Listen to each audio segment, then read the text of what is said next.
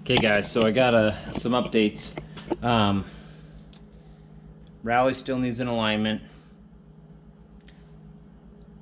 and our alignment shop, which is really awesome, closed up, so I need to find somebody else who can do an alignment on that that's not 100 miles away. Corolla's running awesome. You can just adjust the coils on it and fix the air conditioning system. I mean that's pretty much it.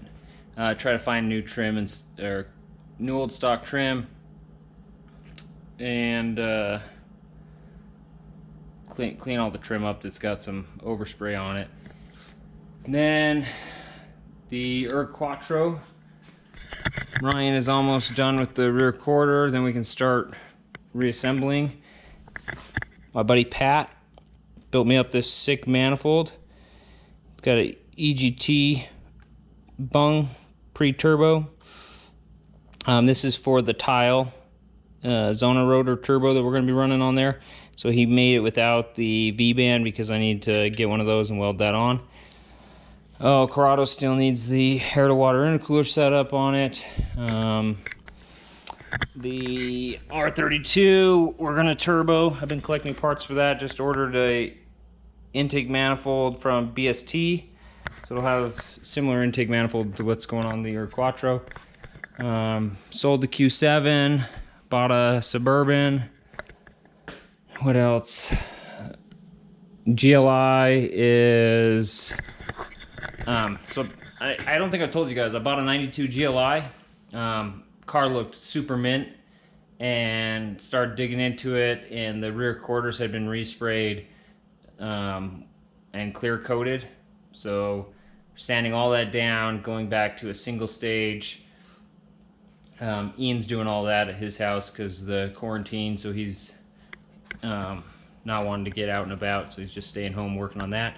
And then the Audi 100, I have some offers on it, but the reverse just stopped working. So we're trying to get that fixed and figured out before I sell that car. Still might keep it.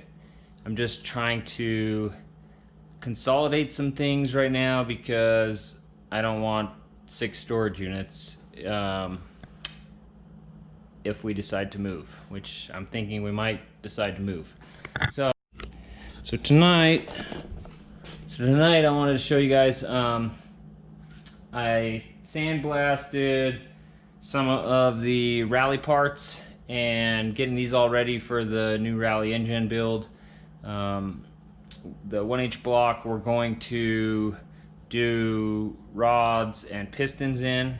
We're going to do the same thing we did in the Corrado block. That's 144 rods and then some lower compression pistons to just take that angle out from the crank to the piston, and so it'll make it a little bit smoother transition, less wear on the rings and the skirts.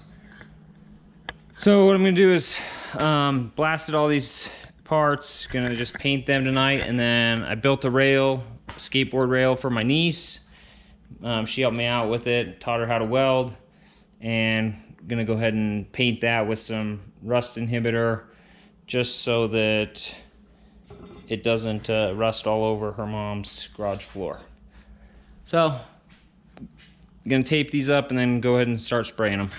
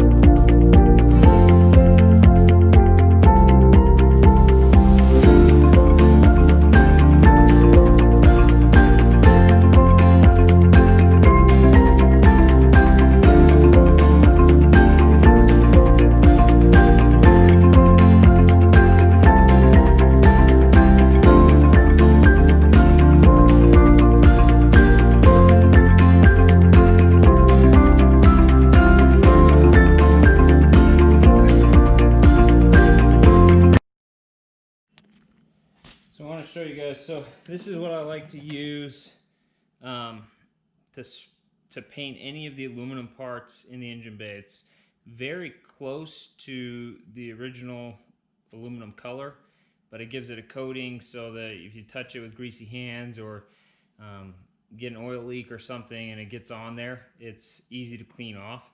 It's just the high temp ceramic engine paint, and then it's universal aluminum. Now I'm gonna do all my aluminum parts with this, and then when I'm done doing that, I'm gonna go back and pull them off and hang them on my rack over here, and then I'm gonna spray the rail with this rust encapsulator platinum, so it'll just cover some of this aluminum paint that gets oversprayed on the rail. But that's what I'm doing now. So probably can't hear me because I got the respirator on, but so it's about 95 degrees out here in the garage right now. It's just super hot today, so it's gonna be good because these can bake a little bit. But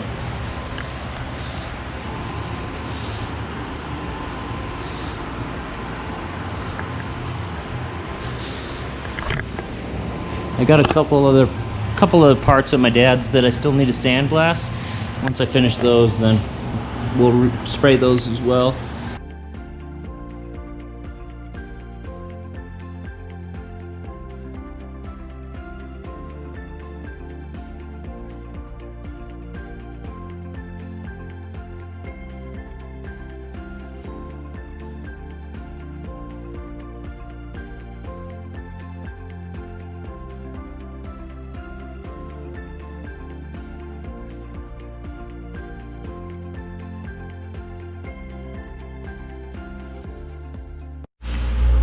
Okay guys, so I'm at my dad's, getting ready to blast this G60 valve cover and the Corrado SLC tip, exhaust tip. It's got this cool setup here. So it's got the 55-gallon tank with this old air pump on here. We just route that into the back side of the cabinet. So that keeps a lot of pressure, a lot of vacuum in the cabinet, and so it just makes it so that I don't get clogged very often, and I don't get a ton of dust all over the place. You know, originally when we first hooked this up, we were just using the shop vac, and this thing just couldn't keep up. There was hardly any vacuum in the cabinet. So now when I plug this in, it's all routed and vents to outside, but it fills up this tank with the old media, any extra media. So I got the valve cover there, tip, and as soon as I close this, yeah, watch how tight that sucks down. So that thing is, I don't even have to clamp it, but I do anyways. They don't do anything. Air's hooked up. If I'm gonna be blasting for a long time, we'll turn this fan on, the air compressor, just try to keep it a little bit cooler. Right now I'm not gonna be blasting much at all, so it's not a big deal, but I'm gonna turn the lights on the cabinet and we'll get going here. I'm gonna need to replace that plastic film there of the glass, so you can see a little bit better. Right now it'll be all right, but if I was gonna blast a bunch, I'd probably replace that.